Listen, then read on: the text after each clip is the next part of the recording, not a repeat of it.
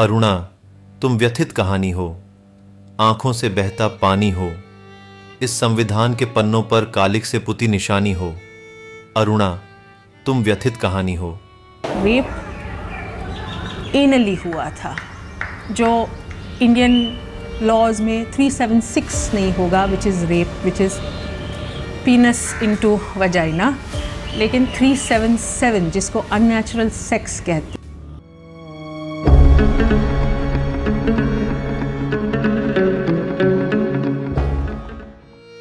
यह कहानी एक सत्य घटना पर आधारित है।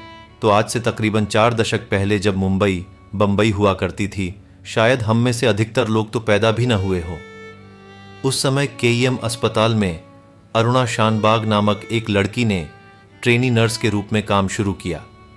तब वो एक खुशहाल जिंदगी जीने के सपने संजो रही थीं, और हो भी क्यों ना, अपनी मनचाही नौकरी मिलने की खुशी तो सभी को ही होती है, क्योंकि मरीजों की सेवा करने का उसका बचपन का सपना जो पूरा हुआ था।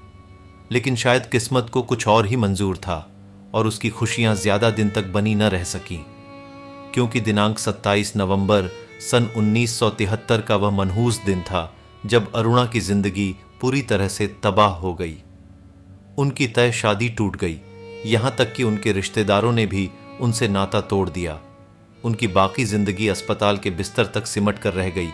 इस तरह अरुणा ने 42 साल कोमा में बिताने के बाद दम तोड़ दिया। तो आइए विस्तार से जानते हैं कि आखिर ऐसा क्या हुआ अरुणा शानबाग के साथ।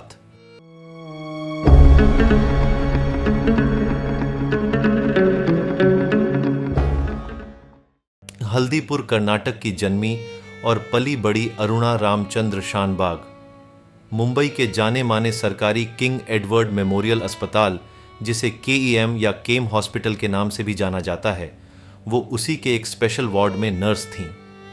वहीं पर काम करने वाले एक जूनियर डॉक्टर के साथ उनका प्रेम हो गया, जिसके चलते अरुणा की सगाई उसी अस्पताल के उसी जूनियर डॉक्टर से हुई थी। जब दिनांक 27 नवंबर सन 1973 को अपनी ड्यूटी खत्म कर जब अरुणा चेंजिंग रूम में अपने कपड़े बदल रही थीं, तभी वहां के एक वार्ड बॉय सोहन लाल ने अरुणा पर हमला कर दिया। क्योंकि अक्सर केईएम अस्पताल की डॉग रिसर्च लेबोरेटरी में काम करते हुए अरुणा ने यह देखा था कि सोहन लाल नाम का एक वार्ड बॉय कुत्तों के लिए लाए जाने वाले मटन की चोरी किया करता था। उसी बात को लेकर वार्ड में उनकी सोहन लाल से कई बार कहासुनी तक हुई थी, और जिसकी शिकायत उन्होंने कई बार अस्पताल के प्रशासन से भी की थी, लेकिन उस पर कभी भी कोई ठोस कार्यवाही नहीं हुई। और इसी बात से गुस्साए सोहन लाल ने दिनांक 27 नवंबर सन 1973 को अरुणा शानबाग को अकेला पाकर उस पर जानलेवा हमला करके, उस पर बलात्कार करने की कोशिश करके, उसे कुत्ते बांधने की चेन से गला घोंटकर मारने की कोशिश की। और इसी हाथापाई की वजह से अरुणा के दिमाग को ऑक्सीजन न पहुंच पाई और उनका पूरा शरीर सुन्न हो गया। यह सब देखकर वार्ड बॉय सोहन लाल काफी घबरा गया और उसे मरा हुआ समझकर वहां से भाग गया। लेकिन उसके दूसरे ही दिन यानी दिनांक 28 नवंबर 1973 को सोहनलाल भरथा वाल्मीकि, यह उसका पूरा नाम था, वह पकड़ा गया और उस पर हत्या के प्रयास और बलात्कार का मुकदमा चला। लेकिन उस पर बलात्कार का आरोप साबित नहीं हुआ, क्यों कि जिस प्रकार से उसने रेप किया था, कानून की किताब में उस पर सजा का कोई भी प्रावधान नहीं था। दरअसल एनबीटी यानी नवभारत टाइम्स में छपे एक लेख के मुताबिक वार्ड बॉय सोहनलाल भरथा वाल्मीकि ने अरुणा का वजाइनल नहीं बल्कि अप्राकृतिक मैथुन यानी एनल रेप किया था, क्योंकि सोहनलाल के खिलाफ आए फैसले में कहा गया था कि आरोपी वहां रेप के इरादे से गया तो था, लेकिन उस समय विक्टिम के पीरियड्स चल रहे थे, इसलिए वो जब वजाइनल सेक्स नहीं कर पाया तो उसने गुस्से में आकर अरुणा का एनल रेप किया।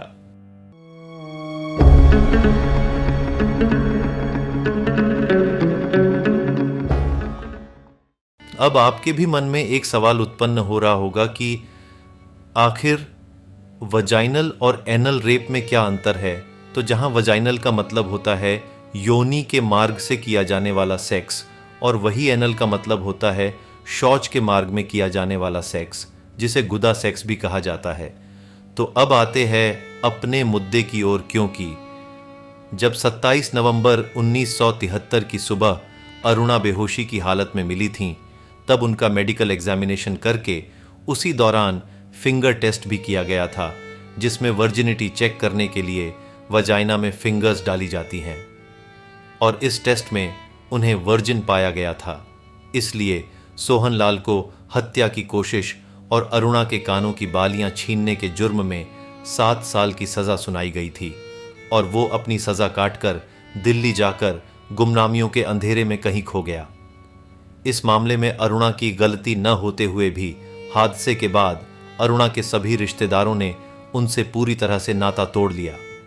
इस बात पर केम अस्पताल के प्रबंधन का यह कहना है कि पिछले 42 सालों में उनका कोई भी रिश्तेदार न ही उनसे कभी भी मिलने आया और न ही कभी किसी ने उनकी कोई खबर ली। हाँ, लेकिन इस मुसीबत की घड़ी में केईएम अस्पताल की नर्सों ने पिछले 4 दशक से अरुणा की जी जान से सेवा की और उनका ख्याल रखा। लेकिन उनकी इस हालत को देखकर एक पत्रकार पिंकी वीरानी ने सन 2011 में उच्चतम न्यायालय में उनके लिए इच्छा मृत्यु की मांग करते हुए एक याचिका दायर की, लेकिन उस याचिका को खारिज कर दिया गया। याचिका खारिज होने के बाद दूसरी याचिका देश की सबसे बड़ी अदालत यानी सर्वोच्च न्यायालय में दाखिल की, जिसमें सुप्रीम कोर्ट ने कहा कि जो लोग कोमा में जा चुके हैं अथवा जो लोग मौत के आखिरी कगार पर पहुंच चुके हैं, उन लोगों को वसीयत के आधार पर निष्क्रिय इच्छा मृत्यु यानी पैसिव यूथेनेशिया का अधिकार होगा, क्योंकि जिस प्रकार उसे सम्मान से जीने का हक है तो सम्मान से मरने का भी हक है। इसलिए दिनांक 8 मार्च 2011 को अरुणा को इच्छा मृत्यु देने की याचिका को सुप्रीम कोर्ट ने सिरे से खारिज कर दी थी, क्योंकि वह यानी अरुणा शानभाग पूरी तरह कोमा में न होते हुए दवाइयां और भोजन ले रही थीं। इसलिए डॉक्टरों की रिपोर्ट के आधार पर अरुणा को इच्छा मृत्यु देने की इजाजत नहीं मिली। और वही सुप्रीम कोर्ट ने अपने फैसले में एक बात और कही कि पिटिशनर पिंकी वीरानी का इस मामले से कुछ भी लेना देना नहीं है, क्योंकि अरुणा की देखरेख तो केईएम अस्पताल कर रहा है, न कि पिंकी वीरानी। बेंच ने यह भी कहा था कि अरुणा शानबाग के माता पिता नहीं हैं। उनके रिश्तेदारों का उनमें कभी दिलचस्पी नहीं रही, लेकिन केईएम हॉस्पिटल ने कई सालों तक दिन रात अरुणा की बेहतरीन सेवा की है। लिहाजा अरुणा के बारे में फैसले करने का पूरा हक केईएम हॉस्पिटल को ही है, न कि किसी और को। बेंच ने एक अच्छी बात यह भी कही थी कि अगर हम किसी भी मरीज से लाइफ सपोर्ट सिस्टम हटा लेने का हक उसके रिश्तेदारों या दोस्तों को दे देंगे, तो इस देश में हमेशा यह जोखिम रहेगा कि इस हक का गलत इस्तेमाल हो जाए और मरीज की प्रॉपर्टी और पैसा हथियाने के मकसद से भी लोग ऐसा कर सकते हैं। बात तो सही है, पैसे के लिए लोग कुछ भी कर सकते हैं।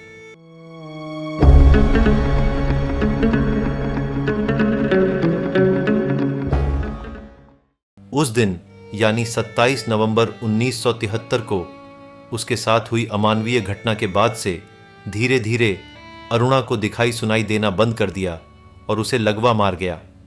इसके बाद से अरुणा को लाइफ सपोर्ट सिस्टम में रखा गया और उसे पाइप नली के जरिए खाना और लिक्विड फूड दिया जाने लगा। और ऐसे ही दिन दिन से महीने और महीनों से साल बीतते चले गए। यह सिलसिला यूं ही 42 वर्षों तक चला।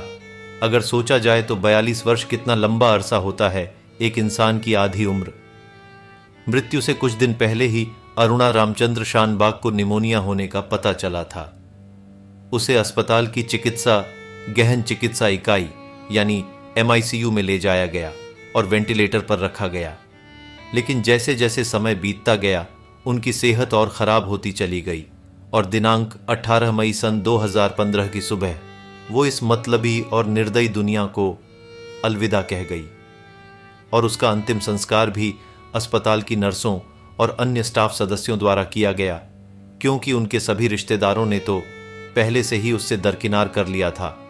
वैसे तो मौत कभी अच्छी नहीं होती, हमेशा से ही दुखदाई होती है, लेकिन उसकी मृत्यु होकर शायद अच्छा ही हुआ। उसे बीते 4 दशकों से हो रही पीड़ा से छुटकारा तो मिल गया।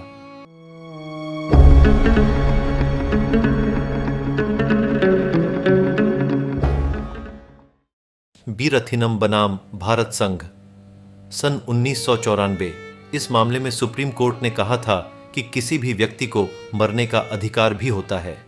ज्ञान कौर वर्सेस पंजाब राज्य सन 1996 यह केस क्रिमिनल लॉ और कॉन्स्टिट्यूशनल लॉ का एक महत्वपूर्ण केस है। इस केस में सुप्रीम कोर्ट ने कहा कि आर्टिकल 21 यानी राइट टू लाइफ में राइट टू डाई जुड़ा हुआ नहीं है, जीवन के अधिकार में मृत्यु का अधिकार शामिल नहीं है। कोर्ट का कहना था कि आर्टिकल 21 जीवन जीने का अधिकार एक सकारात्मक अधिकार है, उसमें केवल जीवन जीने के अधिकार के बारे में बात कही गई है और उसके अधिकारों की सुरक्षा की बात की गई है। इसमें जीवन समाप्त करने की बात नहीं कही गई है। मामले को सुनने के बाद सर्वोच्च न्यायालय ने जब अपना फैसला दिया कि राइट टू लाइफ एक सकारात्मक कानून है, इसमें जीवन जीने की और जीवन के सुरक्षा की बात की गई है, इसके अंदर मृत्यु का अधिकार कहीं पर भी उल्लेखित नहीं किया गया है।